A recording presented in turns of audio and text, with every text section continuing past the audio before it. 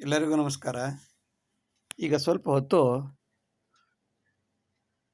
ವಿದ್ಯಾರ್ಥಿಗಳು ಯಾವ ರೀತಿ ಓದುವುದರಿಂದ ಹೆಚ್ಚು ಅಂಕಗಳನ್ನು ಪಡೆಯೋದ್ರ ಜೊತೆಗೆ ಆ ಪರಿಕಲ್ಪನೆ ಸುಮಾರು ವರ್ಷಗಳ ಕಾಲ ನಮ್ಮ ಮನದಾಳದಲ್ಲಿ ಹೇಗೆ ಇರುತ್ತದೆ ಎಂಬುದರ ಬಗ್ಗೆ ಚಿಂತನೆ ಮಾಡೋಣ. ನೋಡಿ, ಶಿಕ್ಷಣದಲ್ಲಿ ಮುಖ್ಯವಾಗಿ ಗಮನಿಸಬೇಕಾದ್ದು ಅಂದರೆ ಶ್ರವಣ, ಮನನ, ನಿಧಿಧ್ಯಾಸನ, ಶೋಧನ, ಸತ್ಯಶೋಧನ, ಸಂಶೋಧನ ಇವುಗಳನ್ನು ಸರಿಯಾಗಿ ಅರ್ಥ ಮಾಡ್ಕೋತಾ ಹೋಗಬೇಕು. ಇದು ಮನದಾಳದಲ್ಲಿ ಕೂತಾಗ ಪ್ರತಿಯೊಂದು ವಿಷಯ, ಯಾವುದೇ ವಿಷಯ ಕೊಟ್ಟರೂ ಕೂಡ ಈ ಹಂತಗಳನ್ನು ಪ್ರಾಕ್ಟೀಸ್ ಮಾಡೋದ್ರಿಂದ ಸುಮಾರು ವರ್ಷಗಳ ಕಾಲ ಇದು ಮನದ ಆಳದಲ್ಲಿ ಉಳಿಯುತ್ತದೆ. ಶ್ರವಣ ಅಂದರೆ ಕೇಳಿಸ್ಕೊಳ್ಳೋದು. ಯಾರಾದರೂ ಒಂದು ವಿಷಯ ಹೇಳ್ತಾ ಇದ್ದರೆ ಅದನ್ನು ತದೇಕ ಚಿತ್ತರಾಗಿ ಆ ಕಡೆ ಈ ಕಡೆ ಯಾರು ಬಂದರೂ ಹೋದರೂ ಅದನ್ನು ಗಮನಿಸದೆ ಅವ್ರು ಏನು ಹೇಳ್ತಿದ್ದಾರೆ, ಯಾವ ವಸ್ತು ವಿಷಯದ ಬಗ್ಗೆ ಮಾತಾಡ್ತಾ ಇದ್ದಾರೆ, ಎಷ್ಟು ಆಳಕ್ಕೆ ಹೋಗ್ತಾ ಇದ್ದಾರೆ, ಇವರು ಹೇಳುವಂಥ ವಿಷಯ ನಮ್ಮ ನಿತ್ಯ ಜೀವನದಲ್ಲಿ ಎಷ್ಟರ ಮಟ್ಟಿಗೆ ಸಹಾಯಕ ಆಗುತ್ತೆ, ಪ್ರತಿಯೊಂದನ್ನು ಗಮನಿಸ್ತಾ ಅವ್ರು ಹೇಳುವ ಎಲ್ಲ ವಿಷಯಗಳನ್ನು ಗಮನಿಸಿ ಕೇಳಬೇಕು. ಕೇಳೋದು ಬರೀ ಒಂದು ಕಿವಿಲಿ ಕೇಳೋದು, ಒಂದು ಕಿವಿ ಬಿಡೋದಲ್ಲ. ಅವ್ರು ಹೇಳುವ ಪ್ರತಿಯೊಂದು ವಿಷಯವನ್ನು ಗಮನ ಇಟ್ಟು ಕೇಳ್ಕೋಬೇಕು. ಹೊರಗಡೆಯಿಂದ ಯಾವುದೇ ವಿಷಯ ಅಡೆತಡೆಗಳು ಬಂದರೂ ಗಮನಿಸಬಾರ್ದು. ಉದಾಹರಣೆಗೆ ದ್ರೋಣಾಚಾರ್ಯರು ಅರ್ಜುನಿಗೆ ಕೇಳ್ತಾರಂತೆ, ನಿನಗೆ ಏನು ಕಾಣ್ತಾ ಇದೆ, ಅಲ್ಲೊಂದು ಮರ ಇದೆಯಲ್ಲ ಅದ್ರಲ್ಲಿ ಏನು ಕಾಣ್ತಾ ಇದೆ ಅಂತ. ಹಾಗೆ ಕೌರವ್ರನ್ನೆಲ್ಲ ಕೇಳ್ತಾರಂತೆ, ಆಗ ಅವರು ಮರ ಕಾಣ್ತಾ ಇದೆ, ಗಿಡ ಕಾಣ್ತಾ ಇದೆ, ಎಲೆ ಕಾಣ್ತಾ ಇದೆ ಅಂತೆಲ್ಲ ಹೇಳ್ತಾರಂತೆ. ಆದರೆ ಅರ್ಜುನ್ ಕೇಳಿದಾಗ ಅಲ್ಲಿ ಹಕ್ಕಿಯ ಕಣ್ಣಲ್ಲದೆ ಬೇರೇನೂ ಕಾಣದು ಗುರುವರ್ಯ ಅಂತಾರಂತೆ. ಅಂದರೆ ಅರ್ಜುನನ ದೃಷ್ಟಿಕೋನ ತದೇಕ ಚಿತ್ತಾಗಿ ಒಂದೇ ವಿಷಯವನ್ನು ಅದರ ಕಣ್ಣನ್ನೇ ನೋಡ್ತಾ ಇದ್ನಂತೆ. ಅಂದ್ರೆ ಎಲೆನೂ ಕಾಣ್ತಾ ಇಲ್ಲ, ಸುತ್ತಮುತ್ತ ಏನು ನಡೀತಾ ಇದ್ರು ಕಾಣ್ತಾ ಇಲ್ಲ, ಕೂತು ಯಾವ ಜನಗಳು ಕಾಣ್ತಾ ಇಲ್ಲ, ಅವನಿಗೆ ಎಲೆ ಮರ ಗಿಡ ಕೊಂಬೆ ಯಾವುದು ಕಾಣ್ತಾ ಇಲ್ಲ, ಒಂದು ಹಕ್ಕಿ ಕಾಣ್ತಾ ಇದೆ, ಹಕ್ಕಿಯ ಜೊತೆಗೆ ಹಕ್ಕಿಯ ಕಣ್ಣು ಕಾಣ್ತಾ ಇದೆ. ಅಂದರೆ ಎಷ್ಟರ ಮಟ್ಟಿಗೆ ತದೇಕ ಚಿತ್ತ ಅಂತ ಕರೀತಾರೆ. ಒಂದು ವಿಷಯವನ್ನು ಕಾನ್ಸಂಟ್ರೇಟ್ ಆಗಿ ಕೇಳೋದು. ಮೆಡಿಟೇಷನ್ ಅಂದರೆ ಏನು? ಯಾವುದಾದ್ರೂ ಒಂದು ವಿಷಯದ ಬಗ್ಗೆ ಆಳವಾಗಿ ಹೋಗೋದು ಮೆಡಿಟೇಷನ್. ಮೆಡಿಟೇಷನ್ ಮಾಡೋದ್ರಿಂದ ಯಾಕೆ ಶಿಕ್ಷಣ ಅಭಿವೃದ್ಧಿ ಆಗುತ್ತೆ ಅಂದರೆ, ಮೆಡಿಟೇಷನ್ಲಿ ಒಂದೇ ವಿಷಯದ ಬಗ್ಗೆ ಹೆಚ್ಚು ಹೊತ್ತು ಒಂದು ಉಸಿರಾಟದ ಬಗ್ಗೆನೇ ಗಮನ ಇಡೋದ್ರ ಬಗ್ಗೆ ಹೇಳ್ಕೊಡ್ತಾರಲ್ಲಿ. ಹಾಗೆ ಯಾವುದಾದ್ರೂ ಒಂದು ವಿಷಯ, ಈಗ ವಿಜಯನಗರ ಸಾಮ್ರಾಜ್ಯ, ಅದ್ರ ಬಗ್ಗೆ ಸಂಪೂರ್ಣವಾಗಿ ಅರ್ಧ ಗಂಟೆ ಮಾತಾಡಿದ್ರೆ ಅರ್ಧ ಗಂಟೆ ಎಲ್ಲೋ ಲೋಕದಲ್ಲಿ ಹೋಗಿ ಬಂದಾಗೆ ಮನಸ್ಸಿಗೆ ಆದಾಗ ಅದು ತದೇಕ ಚಿತ್ತ ಅಂತ ಕರೀತಾರೆ. ಇದನ್ನು ಶ್ರವಣ ಅಂತ ಕರೀತಾರೆ. ಇನ್ನೊಂದು ಮನನ. ನಿನ್ನೆ ಕೇಳಿದ್ದೆ ನಾನು, ಅದನ್ನು ಇವತ್ತು ನಾನು ನಿನ್ನೆ ಹಾಗೆ ಹೇಳಿದ್ರಲ್ಲ ಅಂತ ಅದ್ರ ಬಗ್ಗೆ ಚಿಂತನೆ ಮಾಡ್ತಾ ಇರಬೇಕು. ಇದನ್ನು ಮನನ, ರಿವಿಷನ್ ಅಂತ ಕರೀತಾರೆ. ರಿವಿಷನ್ ಮಾಡಿದಷ್ಟು ಹೆಚ್ಚು ದಿವಸ ಅದು ಬಾಳಿಕೆಯಲ್ಲಿ ಉಳಿಯುತ್ತೆ. ಮೊದಲು ಸರಿಯಾಗಿ ಕೇಳಿಸ್ಕೋಬೇಕು, ಕೇಳಿಸ್ಕೊಂಡಿದ್ದನ್ನ ರಿವಿಷನ್ ಮಾಡಬೇಕು, ಪದೇ ಮನನ ಮಾಡ್ತಾ ಇರಬೇಕು. ಚರ್ವಣ ಅಂತ ಕರೀತಾರೆ. ಕಬ್ಬನ್ನು ಅಗದಷ್ಟು ರುಚಿ ಅದು. ಮೊದಲನೇ ಸಲ ಒಂಥರ ರುಚಿ ಕೊಟ್ಟರೆ ಎರಡನೇ ಸಲ ಇನ್ನೊಂಥರ ರುಚಿ ಕೊಡುತ್ತೆ. ಚರ್ವಣ, ಅಗದ್ದೇ ಅಗಿಯೋದು ಅಂತ ಮನನ ಅಂತ ಕರೀತಾರೆ. ಇದನ್ನು ಮನನ ಮಾಡಿದಾಗ ನಮಗೆ ಹೆಚ್ಚು ದಿವಸ ಅದು ನೆನಪುಳಿಯುತ್ತೆ.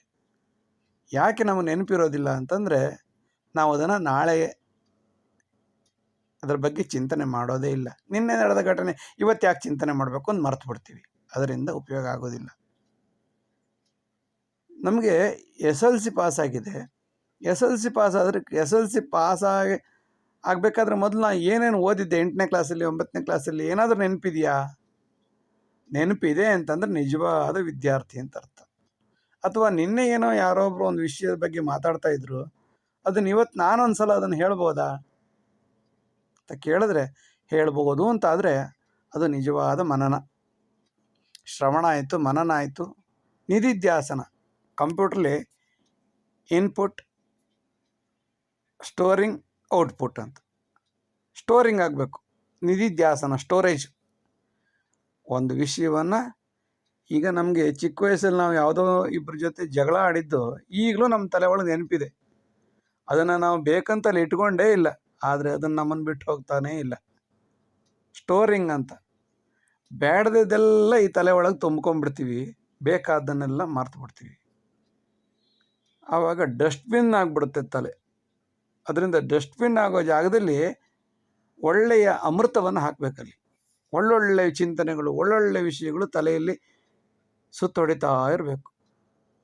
ಒಂದು ಕಡೆ ಸ್ಟೋರ್ ಮಾಡಿ ಇಟ್ಕೊಳ್ಬೇಕು. ಬ್ರೈನ್ ಪ್ಯಾಕೇಜಲ್ಲಿ ಒಂದು ರೂಮಲ್ಲಿ ಅದನ್ನು ಡಿ ಡ್ರೈವೋ ಸಿ ಡ್ರೈವಲ್ಲಿ ಆಗಲ್ಲ, ಡಿ ಡ್ರೈವ್, ಎಫ್ ಡ್ರೈವ್ ಅಲ್ಲೆಲ್ಲಾರು ಒಂದು ಕಡೆ ಡ್ರೈವ್ ಮಾಡಿ ಇಟ್ಕೊಳ್ಬೇಕು. ಸಿ ಡ್ರೈವ್ ಮಿನಿಮಮ್ ಆಪ್ರೇಷನ್ ನಡಿಬೇಕಾದ್ರೆ ಸಿ ಡ್ರೈವ್ ಕಂಪ್ಯೂಟರ್ ಬೇಕಾಗುತ್ತೆ. ಆ ಡಿ ಡ್ರೈವ್ ಎಲ್ಲ ಯೂಸಿಗೆ ಬರಲ್ಲ, ಒಂದು ಕಡೆ ಸ್ಟೋರ್ ಮಾಡಿ ಇಡೋದಕ್ಕಷ್ಟೇ. ಅದು ಸರಿಯಾಗಿ ಸ್ಟೋರ್ ಮಾಡಿ ಇಟ್ಟಾಗ ಬೇಕು ಅಂದಾಗ ತಂದ್ಕೊಳ್ಳೋದು. ನೆನಪಾಗಬೇಕು ಯಾವ ಡ್ರೈವಲ್ಲಿ ಇಟ್ಟಿದ್ದೀನಿ ಅಂತ. ಇದನ್ನು ನಿಧಿಧ್ಯಾಸನ ಅಂತ ಕರೀತಾರೆ. ಇಷ್ಟಾದಮೇಲೆ ಹೇಳಿದ ವಿಷಯ, ಅದ್ರ ಬಗ್ಗೆ ಸ್ವಲ್ಪ ಡೀಪಾಗಿ ಇನ್ನೊಂದಿಷ್ಟು ಪುಸ್ತಕಗಳನ್ನೆಲ್ಲ ಓದಿ ಶೋಧನೆ ಮಾಡಬೇಕು. ನ್ಯೂಸ್ ಪೇಪರ್ ಆಗ್ಬೋದು, ಪುಸ್ತಕ ಆಗ್ಬೋದು, ವಾಟ್ಸಪ್ ಆಗ್ಬೋದು, ಫ್ರೆಂಡ್ಸಿಂದ ಹೇಳೋದು ವಿಷಯಗಳನ್ನು ತಿಳ್ಕೊಳ್ಬೋದು. ಆ ವಿಷಯದ ಬಗ್ಗೆ ಹೌದಾ ಅಲ್ವಾ ಅಂತ ಇನ್ನೂ ಜಾಸ್ತಿ ಶೋಧನೆ ಮಾಡಬೇಕು, ಹುಡುಕಬೇಕು, ಜಾಸ್ತಿ ಇನ್ಫಾರ್ಮೇಷನ್ ಗ್ಯಾದರ್ ಮಾಡಬೇಕು. ಹೇಗೆ ದೇವಸ್ಥಾನದಲ್ಲಿ ಮುಂದ್ಗಡೆ ಬಾಗಿಲು ಎತ್ತರದಲ್ಲಿರುತ್ತೆ, ಆಮೇಲೆ ಹೋಗ್ತಾ ಇನ್ನೊಂದು ಬಾಗಿಲು ಸಣ್ಣ ಆಗುತ್ತೆ, ಇನ್ನೊಂದು ಬಾಗಿಲು ಸಣ್ಣ ಆಗುತ್ತೆ, ದೇವ್ರ ಜಾಗ ತುಂಬ ಸಣ್ಣ ಆಗಿಬಿಡುತ್ತೆ, ಬಗ್ಗಿ ಹೋಗಬೇಕು. ಅದು ಗರ್ಭಗುಡಿ ಅಂತ ಕರೀತಾರೆ. ಆ ವಿಷಯ ಅಷ್ಟು ಸಣ್ಣದಾಗಿರುತ್ತದು. ಆ ವಿಷಯವನ್ನು ನಾವು ಎಕ್ಸ್ಪ್ಯಾಂಡ್ ಮಾಡಿ ಮಾಡಿ ಮಾಡಿ ದೊಡ್ಡ ಮುಂಭಾಗದ ಬಾಗಿಲವರೆಗೆ ಓದಿ ತಿಳ್ಕೊಂಡಿದ್ದಾಗ ಆ ಗರ್ಭದಲ್ಲಿರುವ ಗುಡಿಯ ಅಲ್ಲಿರುವ ದೇವರಿಗೆ ಮಹತ್ವ ಬರುತ್ತೆ. ಶೋಧನ ಅಂತ ಕರೀತಾರೆ. ಇಷ್ಟಾದ ಮೇಲೆ ಸತ್ಯ ಶೋಧನ. ಇಷ್ಟೆಲ್ಲ ವಿಷಯಗಳನ್ನು ಸಂಪರ್ಕ ಮಾಡಿ ಇಟ್ಕೊಂಡಿದ್ದೀನಲ್ಲ, ಇದ್ರಲ್ಲಿ ಸತ್ಯವಾದ ಇದೆಯಾ ಅಥವಾ ಸುಳ್ಳಿರೋದು ಇರ್ಬೋದಾ, ಫೇಕ್ ನ್ಯೂಸಾ, ಒರಿಜಿನಲ್ ನ್ಯೂಸಾ ಗೊತ್ತಾಗ್ಬೇಕು ತಾನೆ. ಅದರ ಬಗ್ಗೆ ಅಧ್ಯಯನ ಮಾಡಬೇಕಾಗತ್ತೆ. ಸತ್ಯ ಶೋಧನ. ಸತ್ಯ ಯಾವುದು ಅಂತ ಹುಡುಕ್ಬೇಕು. ನೆಕ್ಸ್ಟ್ ಏನೋ ಒಂದು ಹೇಳ್ತಾರೆ, ಸರಿಯಾ ತಪ್ಪು ಅಂತ ಯೋಚನೆ ಮಾಡೋದೊಂದು ವಿಚಾರ. ಆದರೆ ಯೋಚನೆ ಮಾಡಿದ ನಂತರ ಸತ್ಯವಾ ಹೌದಾ ಅಲ್ವಾ, ಸತ್ಯವನ್ನು ಪರಾಮರ್ಶೆ ಮಾಡಬೇಕಾಗತ್ತೆ, ಹೊರೆ ಹಚ್ಚಬೇಕಾಗತ್ತೆ. ಸತ್ಯ ಶೋಧನ. ಆಮೇಲೆ ಲಾಸ್ಟ್ಲಿ ಕೊನೆಯಲ್ಲಿ ಸಂಶೋಧನ. ಸರಿಯಾಗಿ ಆ ವಿಷಯದ ಬಗ್ಗೆ ಕ್ರಮವಾದ ಅಧ್ಯಯನ ಮಾಡಬೇಕು. ಒಂದು ಯಾವುದೇ ಒಂದು ವಿಚಾರ ಇರ್ಬೋದು, ಹೌದು ಅಲ್ವಾ ಅಂತ ಪ್ರತಿಯೊಬ್ಬರ ಹತ್ರ ಹೋಗಿ ಕನ್ಸಲ್ಟ್ ಮಾಡಿ, ಸರ್ವೆ ಮೆಥಡ್ ಇರ್ಬೋದು, ಮ್ಯಾಥಮೆಟಿಕಲ್ ಮೆಥಡ್ ಇರ್ಬೋದು, ಕ್ವಾಂಟಿಟೇಟಿವ್ ಮೆಥಡ್ ಇರ್ಬೋದು, ಕ್ವಾಲಿಟೇಟಿವ್ ಮೆಥಡ್ ಇರ್ಬೋದು, ಇಂಡಕ್ಟಿವ್ ಮೆಥಡ್ ಇರ್ಬೋದು, ಡಿಡಕ್ಟಿವ್ ಮೆಥಡ್ ಇರ್ಬೋದು, ಯಾವುದೋ ಒಂದು ಮೆಥಡಲ್ಲಿ ಸರಿಯ ತಪ್ಪ ಅಲ್ಲ ಅದರ ಹೈಪೋಥಿಸಿಸ್ ಮಾಡಿಕೊಂಡು ಹೈಪೋಥಿಸಿಸ್ ಸರಿ ಇದೆಯೋ ಹೈಪೋಥಿಸಿಸ್ ತಪ್ಪಾಗಿದೆಯೋ ಅದ್ರ ಬಗ್ಗೆ ಅಧ್ಯಯನ ಮಾಡಬೇಕಾಗತ್ತೆ, ಚಿಂತನೆ ಮಾಡಬೇಕಾಗತ್ತೆ. ಸತ್ಯ ಶೋಧನ, ಆಮೇಲೆ ಸಂಶೋಧನ. ಹೀಗೆ ಶಿಕ್ಷಣದಲ್ಲಿ ಅನೇಕ ಮೆಟ್ಟಿಲುಗಳಿವೆ. ಇದನ್ನು ಸರಿಯಾಗಿ ಅರ್ಥ ಮಾಡಿಕೊಂಡು ಮನದಾಳದಲ್ಲಿ ಎಲ್ಲವನ್ನು ಚಿಂತಿಸುತ್ತಾ ಕೊನೆಯಲ್ಲಿ ಸಂಶೋಧನೆ ಮಾಡಿದರೆ ಅವನು ಪ್ರಬುದ್ಧ ವಿದ್ಯಾರ್ಥಿಯಾಗಿ ಕೆಲಸವನ್ನು ಬೇಡುವ ಜಾಗದಲ್ಲಿ ಕೆಲಸವನ್ನು ಕೊಡಲು ಸಿದ್ಧನಾಗುತ್ತಾನೆ. ಕೆಲಸವನ್ನು ಬೇಡಬಾರದು, ಕೆಲಸವನ್ನು ಕೊಡುವ ಸ್ಥಿತಿಗೆ ಬರಬೇಕು. ಆಗ ನಿಜವಾದ ವಿದ್ಯೆಗೆ ಅರ್ಥ ಬರುತ್ತದೆ. ಯಾವುದಾದ್ರೂ ಒಂದು ವಿಷಯವನ್ನು ಚೆನ್ನಾಗಿ ಓದಬೇಕು. ಓದುವುದೆಂದರೆ ಪುಸ್ತಕದ ಮಧ್ಯಭಾಗಕ್ಕೆ ಒಂದು ಮಾನಸಿಕ ಗೆರೆ ಹಾಕ್ಕೋಬೇಕು.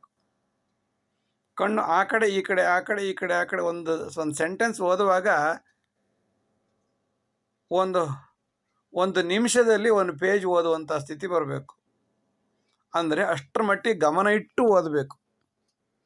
ಲೈನ್ ಮಧ್ಯಕ್ಕೊಂದು ಗೆರೆ ಹಾಕ್ಕೊಂಡ್ರೆ ಕಣ್ಣು ಮಾತ್ರ ಆ ಕಡೆ ಈ ಕಡೆ ಹೋಗುತ್ತೆ, ವಸ್ತು ವಿಷಯ ಅಲ್ಲೇ ಬರುತ್ತೆ. ಆಗ ಲೈನ್ಗಳು ಮುಂದಕ್ಕೆ ಹೋದಾಗೆ ಮನದಾಳದಲ್ಲಿ ವಿಷಯ ಉಳ್ಕೊಳ್ತಾ ಬರುತ್ತೆ. ಅಂದರೆ ಅಷ್ಟು ಬೇಗ ಓದಬೇಕು. ಒಂದು ಪೇಜನ್ನು 2 ಗಂಟೆ ಟೈಮ್ ಓದ್ತಾ ಇದ್ರೆ ಉಪಯೋಗ ಇಲ್ಲ. ಓದಬೇಕು, ಚೆನ್ನಾಗಿ ಓದಬೇಕು, 10 ಸಲ ಓದಬೇಕು. ಒಂದು ಸಲ ಓದಿ ಮುಗೀತು ಅಂತ ಮುಚ್ಚಿಟ್ಬಿಡೋದಲ್ಲ. ಹೆಚ್ಚು ದಿವಸ ಬದುಕಬೇಕು ಅಂತಂದರೆ, ಹೆಚ್ಚು ದಿವಸ ನೆನಪಲ್ಲಿರಬೇಕು ಅಂದರೆ ಈ ಥರ ಮಾಡಬೇಕು. ಓದಿ ಆದ ನಂತರ ಅದನ್ನು ಒಂದು ಸಲ ಬರೀಬೇಕು. 10 ಸಲ ಓದುವುದಕ್ಕಿಂತ ಒಂದು ಸಲ ಬರೆಯೋದು ಒಳ್ಳೆಯದಂತೆ. ಕರೆಯದೆ ಬರುವವನ, ಬರೆಯದೆ ಓದುವವನ ಬರಿಗಾಲಲ್ಲಿ ನಡೆಯುವವನ ಕರೆದು ಕೆರತಂದು ಹೊಡೆಯಿಂದ ಅಂತ. ಬರೆಯದೆ ಓದಬಾರ್ದಂತೆ. 10 ಸಲ ಓದಿ ಆಯ್ತಾ, 1 ಸಲ ಬರಿಬೇಕಂತೆ. 10 ಸಲ ಬರೆಯೋದಕ್ಕಿಂತ 1 ಸಲ ಒಬ್ಬರ ಹತ್ರ ಕೇಳಿಸ್ಕೋಬೇಕಂತೆ. ಅದಕ್ಕೆ ಗುರುಗಳು ಅಂತಿರೋದು. ಇಲ್ಲಿದ್ರೆ ಯಾರು ಗುರುಗಳ ಹತ್ರ ಹೋಗ್ತಾನೆ ಇರಲಿಲ್ಲ. ಯಾಕೆಂದರೆ 10 ಸಲ ಓದೋದಕ್ಕಿಂತ 10 ಸಲ ಬರೆಯುವುದಕ್ಕಿಂತ 1 ಸಲ ಕೇಳಿಸ್ಕೊಳ್ಳೋದು ಒಳ್ಳೆಯದಲ್ವಾ ಅಂದ್ಬಿಟ್ಟು ಸರಿಯಾಗಿ ಒಳ್ಳೆಯ ಗುರುಗಳು ಸರಿಯಾಗಿ ಅದು ವಿಷಯವನ್ನು ಮನದಾಳದಲ್ಲಿ ಹೇಳ್ಕೊಟ್ಟಾಗ ಹೆಚ್ಚು ದಿವಸ ನೆನಪಲ್ಲಿ ಉಳಿಯುತ್ತೆ. ಹಾಗೆಯೇ 10 ಸಲ ಕೇಳಿಸ್ಕೊಳ್ಳೋದಕ್ಕಿಂತ 1 ಸಲ ಹೇಳಬೇಕಂತೆ. ನಾವೇ ಅದನ್ನ ಗುರುಗಳಾಗಿ ನಿಂತು ಅದನ್ನು ಹೇಳ್ಕೊಳ್ಳೋದು. ಯಾರೋ ಒಬ್ರಿಗೆ ಪಾಠ ಮಾಡ್ತಿದ್ದೀನಿ, ಯಾರೋ 4 ಜನ ಹುಡುಗರಿಗೆ ಪಾಠ ಮಾಡ್ತಾಯಿದ್ದೀನಿ ಅಂತ ಅಂದ್ಕೊಂಡು ನಾವೇ ಅದನ್ನು ಹೇಳೋದು. ಇದನ್ನು ಸೆಮಿನಾರ್ ಥರ ಮಾಡಿದ್ರು ಮಾನಸಿಕವಾಗಿ, ಅಥವಾ ಸಾಧ್ಯವಾದರೆ ತರಗತಿಯಲ್ಲಿ ಒಂದು ಸಲ ನಮಗೆ ನಿನ್ನೆ ತಿಳಿದಂಥ ವಿಷಯವನ್ನು ಒಂದು ಸಲ ಹುಡುಗರಿಗೆ ಹೇಳಿಕೊಟ್ರೆ, ನೋಡದೆ ಒಂದು ಸಲ ಹೇಳಿಬಿಟ್ರೆ ಅಲ್ಲಿಗೆ ಎಷ್ಟಾಯಿತು? 10 ಸಲ ಓದಿದ್ದು, 10 ಸಲ ಬರೆದಿದ್ದು, 10 ಸಲ ಕೇಳಿಸ್ಕೊಂಡಿದ್ದು, 1 ಸಲ ಹೇಳಿದಾಗ 30 ಸಲ ರಿಪೀಟ್ ಆಗುತ್ತೆ. ಅಂತಹ ವಿಷಯ ತುಂಬ ದಿವಸ ನೆನಪಲ್ಲಿ ಉಳಿಯುತ್ತೆ. ಒಂದು ದಿವಸ ಮಾಡೋದಲ್ಲ, ಪದೇ ಪದೇ ಈ ಥರ ಮಾಡ್ತಿದ್ದಾಗ ಆಟೋಮೆಟಿಕ್ಕಾಗಿ ಸಹಜವಾಗಿ ಸ್ವಯಂಚಾಲಿತವಾಗಿ ಮನದಾಳದಲ್ಲಿ ವಿಷಯ ಕುಳಿತುಕೊಂಡಿರುತ್ತೆ. ನಮಗೆ ಯಾಕೆ SLC ಪಾಸಾದರೆ 8ನೇ ಕ್ಲಾಸ್ದು 9ನೇ ಕ್ಲಾಸ್ದು ನೆನಪೇ ಇರಲ್ಲ, ಅಥವಾ SLC ಪಾಸಾದ ತಕ್ಷಣ ಹಿಂದೆ ಏನು ಕ್ವಶನ್ ಕೇಳಿದ್ರು ಅದ್ರ ಗೊತ್ತಿರಲ್ಲ ಅಂತಂದರೆ ನಾವು ಅದ್ರ ಬಗ್ಗೆ ಗಮನ ಇಟ್ಟು ನೋಡೋದಿಲ್ಲ, ಗಮನ ಇಟ್ಟು ಕೇಳೋದಿಲ್ಲ, ಬರೆಯೋದಿಲ್ಲ, ಓದೋದಿಲ್ಲ. ಎಲ್ಲ ತಲೆಯಲ್ಲಿ ಬಂದುಬಿಡ್ಲಿ ಅಂತಂದರೆ ದೇವರು ನಮಗೆ ಬುದ್ಧಿ ಅಂತ ಕೊಟ್ಟಿಲ್ವಾ? ಬುದ್ಧಿಯನ್ನು ಉಪಯೋಗಿಸ್ಕೋಬೇಕಲ್ವ? ಅದರಿಂದ ನಾವು ಸರಿಯಾಗಿ ಅದ್ರ ಬಗ್ಗೆ ಗಮನ ಇಟ್ಟು ಓದಿದಾಗ ಮರೆಯುವಂಥ ಸಾಧ್ಯತೆ ಇಲ್ಲ. ಇನ್ನೊಂದು ವಿಚಾರ ಅಂತಂದರೆ SSLCವರೆಗೆ ಇಂದಿನ ಶಿಕ್ಷಣದಲ್ಲಿ ಏನು ಓದಿರ್ತೀರಿ ಅದೇನೇ ಮುಂದಕ್ಕೆ ಅದೇ ಪುನಃ ರಿವಿಷನ್ ರಿಪೀಟ್ ಆಗ್ತಾ ಇರುತ್ತೆ, ಪುನರಾವರ್ತನೆ ಆಗ್ತಾ ಇರುತ್ತೆ. ಬಿಟ್ರೆ ಹೊಸದೇನೂ ಇರೋದಿಲ್ಲ. ನಾವ್ಯಾಕೆ ಪುನಃ SLC ನಂತರ ಪುನಃ ಓದ್ತಾ ಇರ್ತೀವಿ ಅಂತಂದರೆ SLC ಸರಿಯಾಗಿ ಓದಿರೋದಿಲ್ಲ. 10ನೇ ತರಗತಿಯಲ್ಲಿ ಸರಿಯಾಗಿ ಓದಿದಾಗ ಇನ್ನು ಮಿಕ್ಕಿದು ಅದೇ ರಿಪಿಟೇಷನ್, ಅದೇ ರೌಂಡು ಸ್ವಯಂಚಾಲಿತವಾಗಿ ನಡೀತಾ ಇರುತ್ತೆ. ಅದರಿಂದ ಮನನ ಬೇಕು, ನಿಧಿಧ್ಯಾಸನ ಬೇಕು, ಒಳ್ಳೊಳ್ಳೆ ಸ್ಟೋರಿಂಗ್ಸ್ ನೆನ್ಪಿಟ್ಕೋಬೇಕು. ಇನ್ನೂ ಸಾಧ್ಯವಾದರೆ ವಿಡಿಯೋಗಳನ್ನಾಗಲಿ ಅಥವಾ ಫಿಲಮ್ ನಮಗೆ ಎಷ್ಟೋ ವರ್ಷ ಆದರೂ ನೆನಪಿರುತ್ತೆ. ಬಹದ್ದೂರ್ ಗಂಡು ಯಾವುದೋ ಕಾಲದಲ್ಲಿ ನೋಡಿದಂಥ ಫಿಲಮ್ ಸಂಪತ್ತಿಗೆ ಸವಾಲು ಈಗಲೂ ತಲೆಯಲ್ಲಿ ಯಾಕೆ ಅಷ್ಟೊಂದು ಪಕ್ಕಾ ಕೂತಿದೆ ಅಂತಂದರೆ ನಾವು ವಿಡಿಯೋ ರೂಪದಲ್ಲಿ ನೋಡಿದ್ವಿ, ಅದನ್ನು ಚಿತ್ರರೂಪದಲ್ಲಿ ನೋಡಿದ್ವಿ, ಶಾಶ್ವತವಾಗಿ ತಲೆಯಲ್ಲಿ ಉಳ್ಕೊಂಡಿದೆ. ಯಾವುದೋ ಒಂದು ಯುದ್ಧ ಫಿಲಮಲ್ಲಿ ನೋಡಿದಾಗ ಪರ್ಮನೆಂಟಾಗಿ ತಲೆಯಲ್ಲಿ ಉಳ್ಕೊಂಡ್ಬಿಟ್ಟಿರುತ್ತೆ. ಅದರಿಂದ ಈ ಎಲ್ಲ ಹಂತಗಳನ್ನು ನಾವು ಪದೇ ಪದೇ ಮಾಡ್ತಿದ್ದಾಗ ಸಹಜವಾಗಿ ನಮ್ಮ ಮೆದುಳಿನ ಆಳದಲ್ಲಿ ಕುಳಿತು ನಮಗೆ ಸಹಕಾರಿಯಾಗುತ್ತೆ. ಭಾಷಾ ಜ್ಞಾನ, ಭಾಷೆಯಲ್ಲಿ ಸ್ಪಷ್ಟತೆ ಇರಬೇಕು. ಅ ಇ ಈ ಉ ಹೇಳೋ ಬದಲು ಹಾ ಹಾ ಹಿ ಹಿ ಹೂ ಎಂದು ಹೇಳಬಾರದು. ಅಲ್ಪ ಪ್ರಾಣ, ಮಹಾಪ್ರಾಣ, ಕ ಖ ಗ ಘ ङ ङ ಞ ಣ ನ ಮ ಇವುಗಳು 5 ಬೇರೆ ಬೇರೆ ಅಕ್ಷರಗಳು. ಞಾಗುವುದೇ ಹೇಳೋದು, ಞಾಗುವುದೇ ಹೇಳೋದು, ङ ಞ ಣ ಎಲ್ಲ ಒಂದೇ ಆಗ್ಬಿಟ್ರೆ. ಸತೀಶ, ಸ ಬೇರೆ ಶಾ ಬೇರೆ. ಶಟಪ್ ಯುವರ್ ಮೌತ್ ಅಂತ ಹೇಳ್ತಾರೆ ಇಂಗ್ಲೀಷಲ್ಲಿ. ಶಟಪ್ಗೆ ಸಟಪ್ ಅಂತ ಹೇಳಬಾರ್ದು. ಸೆಟಪ್ ಅಂತಿದ್ದಾಗ ಶಟಪ್ ಅಂತ ಹೇಳಬಾರ್ದು. ಒಂದೊಂದಕ್ಕೆ ಬೇರೆ ಬೇರೆ ಅರ್ಥ ಕೊಡುತ್ತೆ. ಅದರಿಂದ ಕನ್ನಡದಲ್ಲೂ ಹಾಗೆ ಇಂಗ್ಲೀಷಲ್ಲೂ ಹಾಗೆ ಯಾವುದೇ ಭಾಷೆ ಇರ್ಬೋದು, ಆಯಾ ಭಾಷೆಯ ಪ್ರೊನೌನ್ಸಿಯೇಷನ್ ಸರಿಯಾಗಿ ಅರ್ಥ ಮಾಡ್ಕೊಂಡಿರ್ಬೇಕು. ಆಗ ಮಾತ್ರ ಸರಿಯಾದ ಜ್ಞಾನ ಬರಲು ಸಾಧ್ಯ.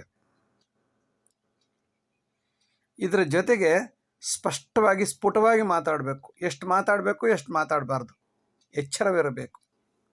ಬೇಡದೇ ವಿಷಯ ಮಾತಾಡಬಾರ್ದು, ಬೇಕಾದ ವಿಷಯ ಬಿಟ್ಕೊಡ್ಬಾರ್ದು. ಲ್ಯಾಂಗ್ವೇಜ್ ವಿತೌಟ್ ಎ ಮಿಸ್ಟೇಕ್ ಅಂತ. ಬರವಣಿಗೆಯಲ್ಲೂ ಅಷ್ಟೇ, ಅಕ್ಷರಗಳು ತಪ್ಪು ಬರಿಬಾರ್ದು. ಇಲ್ಲ ನಾನು ಹಾಗೆ ಬರಿತೀನಿ ಅಂತಂದರೆ ನಿಮ್ಮನ್ನು ಜನ ಲೈಕ್ ಮಾಡೋದಿಲ್ಲ, ಒಂದು ಹಂತದಲ್ಲಿ ಅನಿವಾರ್ಯ ಆದಾಗ ನಿಮ್ಮ ಹತ್ರ ದುಡ್ಡಿದ್ದಾಗ ನಿಮ್ಮನ್ನು ಅಯ್ಯೋ ಅಂತ ನಿಮ್ಮ ಜೊತೆ ಬರ್ಬೋದು. ಬಿಟ್ಟರೆ ನಿಮ್ಮ ಬಂಡವಾಳ ಬೆಳೆಕಾಳು ಗೊತ್ತಾದಾಗ ಜನ ನಿಮ್ಮನ್ನು ಲೈಕ್ ಮಾಡೋದಿಲ್ಲ. ಆಗ ನಿಮಗೆ ಬರುವ ಸಂಬಳ ಕಡಿಮೆ ಆಗುತ್ತದೆ ಅಷ್ಟೇ. ಇನ್ನೊಂದು, ಅನೇಕ ಲ್ಯಾಂಗ್ವೇಜ್ಗಳನ್ನು ಕಲಿಬೇಕಾಗುತ್ತೆ. ನಾನು ಕನ್ನಡ ಒಂದೇ ಕಲಿತೀನಿ, ಸಿಕ್ಕಾಪಟ್ಟೆ ಸಂಬಳ ಬರಲಿ ಅಂದರೆ ಸಾಧ್ಯವಿಲ್ಲ. ಕನ್ನಡ ಜೊತೆಗೆ ಇಂಗ್ಲೀಷು ಕಲಿಬೇಕು, ಜೊತೆಗೆ ಹಿಂದಿನೂ ಕಲಿಬೇಕು. ಲ್ಯಾಂಗ್ವೇಜ್ ಬಗ್ಗೆ ದ್ವೇಷ ಇರಬಾರ್ದು. ತುಳು ಇದೆ, ಕೊಡವ ಇದೆ. ಬೆಂಗಳೂರಲ್ಲಂತೂ ವಾಸ ಮಾಡಿದರೆ ಒಂದು 7-8 ಲ್ಯಾಂಗ್ವೇಜ್ ಒಂದೇ ಸಲ ಬರುತ್ತೆ ಅವನಿಗೆ. ಅವನೇನು ಒಂದು ಅಕ್ಷರ ಕಲಿಯೋದು ಬೇಡ, ಏನು ಬೇಡ. ಹಿಂದಿ, ಇಂಗ್ಲೀಷ್, ಉರ್ದು, ಮರಾಠಿ, ತೆಲುಗು, ತಮಿಳು, ಕನ್ನಡ ಸಹಜವಾಗಿ ಹುಟ್ಟ ಬಂದ್ಬಿಡುತ್ತಲ್ಲಿ. ಯಾಕೆಂದ್ರೆ ಬಾರ್ಡ್ರ್ ಏರಿಯಾ ಅದು. ಆದರೆ ಯಾವುದೋ ಒಂದು ಮಧ್ಯದಲ್ಲಿ ಚಿಕ್ಕಮಗಳೂರು ಅಥವಾ ಅಂಥ ಜಾಗದಲ್ಲಿದ್ದರೆ ಅವರಿಗೆ ಸುತ್ತಮುತ್ತ ಬೇರೆ ಯಾವ ಭಾಷೆನೂ ಇರಲ್ಲ, ಒಂದೇ ಭಾಷೆ. ಅವ್ರಿಗೆ ಕೆಲಸ ಸಿಕ್ಕಿದ್ರು ಅಲ್ಲೇ ಸಿಗಬೇಕು. ಇನ್ನೂ ಎಕ್ಸ್ಟ್ರಾರ್ಡಿನರಿ ಎಲ್ಲ ತಿಳ್ಕೊಂಡು ಓದಿ ಬೆಂಗಳೂರು ಸೆಟ್ಲ್ ಆದವ್ರು ಬೇರೆ ವಿಷಯ. ಅಲ್ಲೇ ಇದ್ದರೆ ಅವನಿಗೆ ಒಂದು ಭಾಷೆ ಬಿಟ್ಟು ಬೇರೆ ಯಾವ ಭಾಷೆನೂ ಬರೋದಿಲ್ಲ. ಯಾಕೆ, ಸುತ್ತಮುತ್ತ ಯಾವ ಭಾಷೆನೂ ಮಾತಾಡೋ ಜನ ಇರೋದಿಲ್ವಲ್ಲ. ಅದರಿಂದ ಅನೇಕ ಭಾಷೆಗಳನ್ನು ಕಲಿಯೋದ್ರ ಮೂಲಕ ಹೆಚ್ಚು ಜನರಿಗೆ ಪ್ರೀತಿ ಆಗ್ತೀರಿ. ಹೆಚ್ಚು ಹೆಚ್ಚು ಪ್ರದೇಶಗಳು ಕವರ್ ಆಗುತ್ತೆ ನಿಮಗೆ. ಅಂದರೆ ನೀವು ಸಂಪಾದನೆ ಮಾಡುವ ಏರಿಯಾ ದೊಡ್ಡದಾಗ್ತಾ ಹೋದಷ್ಟು ನಿಮಗೆ ಆದಾಯ ಹೆಚ್ಚಾಗ್ತಾ ಬರುತ್ತೆ. ಆದ್ದರಿಂದ ಮುಂದೆ ಸುಖವಾಗಿರ್ಬೋದು. ಹೀಗೆ ವಿದ್ಯಾಭ್ಯಾಸದಲ್ಲಿ ಅನೇಕ ಹಂತಗಳನ್ನು ನಾವು ಗಮನಿಸ್ತಾ ಇರ್ತೀವಿ. ಈ ಎಲ್ಲವನ್ನು ಪದೇ ಪದೇ ರಿವಿಷನ್ ಮಾಡೋದ್ರ ಮೂಲಕ,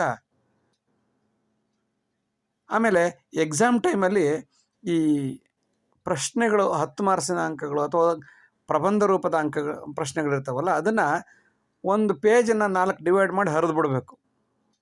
ಆಗ ನಿಮಗೆ ಒಂದು ಪೇಜಲ್ಲಿ 8 ಪ್ರಶ್ನೆಗಳನ್ನು ಬರೆದಿಟ್ಕೊಳ್ಬೋದು. ಒಂದು ಪ್ರಶ್ನೆಗೆ ಬರೀ ಪಾಯಿಂಟ್ಸು, ಪೀಠಿಕೆ, ವ್ಯಾಖ್ಯಾನ, ಅರ್ಥ, ಅದರ ನೇಚರ್, ಲಕ್ಷಣಗಳು, ಸ್ಕೋಪ್, ವಿಭಾಗಗಳು, ಆಮೇಲೆ ಉದ್ದೇಶಗಳು, ಆಮೇಲೆ ಹಾಗೆಯೇ ಬಾಡಿ ಆಫ್ ದ ಲೆಟರ್ ಅಂತ ಕರೀತಾರೆ. 3 ವಿಭಾಗ ಇರುತ್ತೆ ಬರವಣಿಗೆಯಲ್ಲಿ: introduction part, body of the letter, concluding part ಅಂತ. ಕನ್ಕ್ಲೂಡಿಂಗ್ ಪಾರ್ಟಲ್ಲಿ ಮೆರಿಟ್ಸು, ಡಿಮೆರಿಟ್ಸು, ಕನ್ಕ್ಲೂಷನ್, ಲಾಭ ನಷ್ಟ ಮತ್ತು ಉಪಸಂಹಾರ, ಈ ಎಲ್ಲವನ್ನು ಒಂದು ಚೀಟಿಲಿ ಬರೆದಿಟ್ಬಿಡ್ಬೇಕು.